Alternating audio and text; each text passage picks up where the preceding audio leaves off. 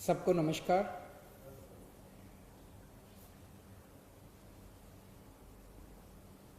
Doctor असीम गुप्ता अपने LNJP hospital में एक बहुत सीनियर डॉक्टर थे, एनेस्थेलॉजिस्ट थे। आईसीयू में उनकी ड्यूटी थी और कोरोना के पेशेंट्स का इलाज करने का उनकी ड्यूटी चल रही थी पिछले कुछ महीनों से। उनके सभी साथी बताते हैं कि कितनी शिद्दत के साथ और कितनी मेहनत के साथ वो पेशेंट्स की सेवा किया करते थे। कोरोना के मरीजों की सेवा करते करते 3 जून को उन्हें खुद कोरोना हो गया। अस्पताल में भर्ती हुए और अंत में वो कोरोना से लड़ते लड़ते हम सबको छोड़ के चले गए। उनकी वाइफ भी डॉक्टर हैं। आज सुबह उनकी वाइफ से मेरी लंबी बात हुई। उनकी वाइफ को भी कोरोना हो गया था, लेकिन उनकी वाइफ कोरोना से बाहर निकल आई हैं और वो अब स्वस्थ हैं। हम सब प्रार्थना करते हैं कि डॉक्टर असीम गुप्ता की आत्मा को भगवान अपने चरणों में जगह दे। ऐसे लोगों की वजह से ही आज हम लोग कोरोना से लड़ पा रहे हैं।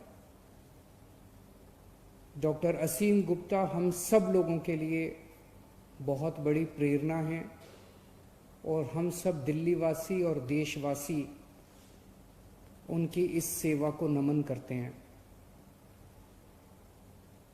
दिल्ली सरकार उनके सम्मान में उनके परिवार को 1 करोड़ रुपए की सम्मान राशि देगी। उनकी जान की कोई कीमत नहीं है। ऐसे लोग देश की, इंसान की सेवा करते करते हंसते हंसते छोड़ के चले जाते हैं, लेकिन उनके जाने के बाद ये एक छोटी सी राशि है जो देश की तरफ से, लोगों की तरफ से, दिल्ली के लोगों की तरफ से उनके परिवार को दी जाएगी। कुछ दिन पहले तक, कुछ हफ्ते पहले तक दिल्ली में बेड्स की बहुत समस्या थी। लोग अस्पतालों के दर दर की ठोकरें खाते थे। अगर कोई घर में कोरोना से बीमार हो जाए तो एक अस्पताल से दूसरे अस्पताल, दूसरे से तीसरे अस्पताल, जिस अस्पताल में जाते थे सुनने को मिलता था कि बेड भरे हुए हैं, बेड भरे हुए हैं, बेड खाली नहीं है। मेरे पास बहुत फ़ोन आते थे। रात रात भर में जाग के लोगों के लिए अलग अलग अस्पतालों में बेड्स का इंतजाम करता था। पिछले 1 महीने में हम लोगों ने कई कदम उठाए, जिसकी वजह से आज दिल्ली में बेड्स की कमी नहीं है। पर्याप्त मात्रा में बेड्स हैं। 13,500 अभी बेड्स हैं कोरोना के, और उनमें से केवल 6,000 भरे हुए हैं, 7,500 खाली हैं। तो बेड्स की कमी नहीं है। लेकिन पिछले कुछ दिनों से मैं देख रहा हूं प्लाज्मा को लेके काफी अफरा तफरी मची हुई है। अब मेरे पास खूब फोन आ रहे हैं लोगों के। लोग कहते हैं जी हमारे फलाना मरीज बीमार है, उसको प्लाज्मा दिलवा दीजिए, इसको प्लाज्मा दिलवा दीजिए। और लोग दर दर की ठोकरें खा रहे हैं। बहुत ज़्यादा अफरा तफरी मची हुई है दिल्ली में। दिल्ली सबसे पहला राज्य था देश में।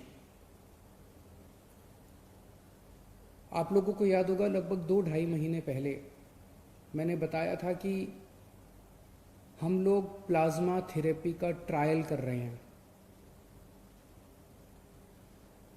हमने प्लाज्मा थेरेपी का ट्रायल किया, 29 मरीजों के ऊपर किया। जो नतीजे आए वो काफी उत्साहवर्धक थे।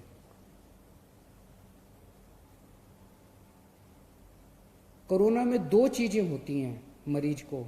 एक तो उसका ऑक्सीजन का लेवल कम हो जाता है, हमारा ऑक्सीजन का लेवल 95 होना चाहिए। ये अगर 90 पहुंच जाता है, 85 पहुंच जाता है, 80 पहुंच जाता है तो खतरनाक हो जाता है। तो एक तो ऑक्सीजन का लेवल कम हो जाता है और दूसरा रेस्पिरेशन का लेवल बहुत ज़्यादा बढ़ जाता है, सांस फूलने लगती है। रेस्पिरेशन का लेवल 15 होना चाहिए, ये 20 पहुंच जाता है, 25 पहुंच जाता है, 30 के ऊपर पहुंच जाता है। ये देखने में आया कि अगर प्लाज्मा दे दिया जाए तो ऑक्सीजन के लेवल में भी अच्छी बढ़ोतरी होती है और रेस्पिरेशन का लेवल भी गिर जाता है, कम हो जाता है। तो 29 पेशेंट्स को हमने दिया, उसके अच्छे नतीजे आए, उसे हमने केंद्र सरकार को सौंपा और उसके आधार पे केंद्र सरकार ने दिल्ली सरकार के अस्पतालों में भी और कई प्राइवेट अस्पतालों में भी प्लाज्मा थेरेपी करने की इजाजत दी। अब प्लाज्मा थेरेपी की तो इजाजत मिल गई, लेकिन प्लाज्मा कहां से आए? प्लाज्मा वो लोग दे सकते हैं जो अभी कोरोना जिनको हुआ और वो ठीक हो गए। जिन्हें कोरोना हुआ और वो ठीक हो गए, उनके खून के अंदर एंटीबॉडीज बनती हैं जो उन्हें कोरोना से बचाती हैं। अगर उनके खून से प्लाज्मा निकाल के कोरोना के मरीज को दे दिया जाए तो कोरोना का मरीज जल्दी ठीक हो जाता है, उसके शरीर में भी एंटीबॉडीज बननी चालू हो जाती हैं। तो इस टाइम लोग प्लाज्मा लेने के लिए दर दर की ठोकरें खा रहे हैं। इसीलिए दिल्ली सरकार ने तय किया है कि हम दिल्ली में प्लाज्मा बैंक बनाएंगे। ये अपनी तरह का पहला प्लाज्मा बैंक होगा कोरोना के मरीजों का इलाज करने के लिए। देश भर में ये शायद पहला प्लाज्मा बैंक होगा। हम ये नहीं कह रहे कि केवल सरकार प्लाज्मा ले पाएगी और अगर कोई प्लाज्मा डोनेट करना चाहे तो कोई और नहीं ले सकता, हम ये नहीं कह रहे। अगर कोई फैमिली है, उन्हें प्लाज्मा चाहिए, उनका दूसरा कोई रिश्तेदार है, वो कोरोना से ठीक हुआ, वो दे रहा है, तो ले लें, हमें कोई दिक्कत नहीं है। जो हमारा मकसद है, जो अभी एफर्ट्स चल रहे हैं उसको और मजबूत करना, उसको कमज़ोर करना नहीं है। तो हम प्लाज्मा बैंक बनाएंगे, दिल्ली सरकार प्लाज्मा बैंक बनाएगी। इसकी जो भी औपचारिकताएं हैं वो पूरी कर ली गई हैं पिछले 2-3 दिन में। और इस प्लाज्मा बैंक से सभी को प्लाज्मा मिलेगा, चाहे वो सरकारी अस्पताल हो या प्राइवेट अस्पताल हो। कोई सीधे ILBS जो हमारा अस्पताल है दिल्ली सरकार का, वहां पे प्लाज्मा बैंक बनाया जाएगा। अगर किसी को प्लाज्मा चाहिए तो डॉक्टर को या अस्पताल को प्रिस्क्राइब करना पड़ेगा, लिख के देना पड़ेगा कि इनको प्लाज्मा थेरेपी की जरूरत है। कोई खुद के नहीं कह सकता कि मेरा फलाना बीमार है इसलिए मुझे प्लाज्मा दे दो। डॉक्टर की रिकमेंडेशन जरूरी है और डॉक्टर या हॉस्पिटल ILBS को अप्रोच करेंगे और ILBS उन्हें प्लाज्मा दे देगा।